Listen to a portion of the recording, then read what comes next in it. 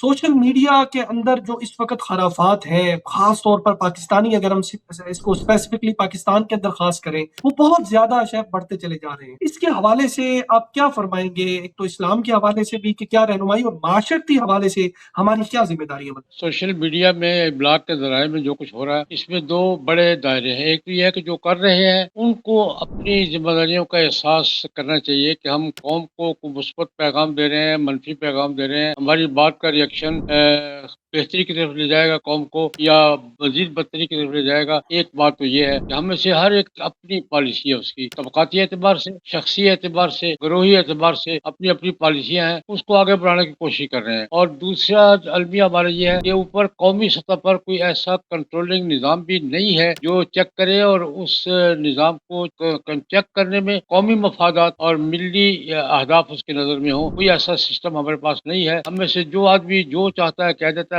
شخصی اس کو کوئی احساس نہیں ہوتا کہ میں جو بات کہہ رہا ہوں اور اس کا ریئیکشن کیا ہوگا۔ آج ہی صبح دیکھیں آج ہی صبح درس میں ایک حدیث آ گئی، حضرت عبداللہ بن مسعود رضی اللہ تعالیٰ عنہ اپنا واقعہ بیان فرماتے ہیں کہ کسی نے کوئی بات کہہ دی جناب نبی کریم صلی اللہ علیہ وسلم کے حوالے سے، تو میں نے حضور تک بات پہنچائی تو حضور غصے میں آ گئے اور بڑا سخت جواب دیا، تو مجھے احساس ہوا کہ یہ بات میں نے نہ پہنچائی ہوتی تو ٹھیک تھی، بات سچ تھی، صحیح تھی، لیکن پہنچانے کی ضرورت کی بجائے فائدہ تھا، فائدے کے بجائے نقصان تھا۔ ہم یہ نہیں دیکھتے کہ میں جو بات کہہ رہا ہوں اس کا فائدہ ہوگا یا نقصان ہوگا، اس سے آپس میں اعتماد بڑھے گا یا خلفشار بڑھے گا۔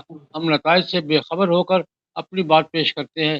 ایک تو ہر سوشل میڈیا پر کام کرنے والے ہر شخص کی یہ بے پرواہی ہے، کم از کم یہ بے پرواہی ہے۔ اور دوسری بات، ہمارا کنٹرولنگ کا کوئی قومی سطح پر نظام نہیں ہے جو ہمارے ملی، قومی، دینی، تہذیبی مفادات کو سامنے رکھ کر چیزوں کی حد بندی کریں کہ یہ بات یہاں تک ٹھیک ہے، یہاں تک نہیں۔ ہمارے دونوں معاملات آزاد ہیں اور ہم اس کی وجہ سے خلفشار بڑھتا جا رہا ہے اور ہم ذہنی پراگندگی کا شکار ہوتے جا رہے ہیں۔ سوشل میڈیا پر سب سے قدیم اور سب سے ریلائبل برانڈ درس قرآن .com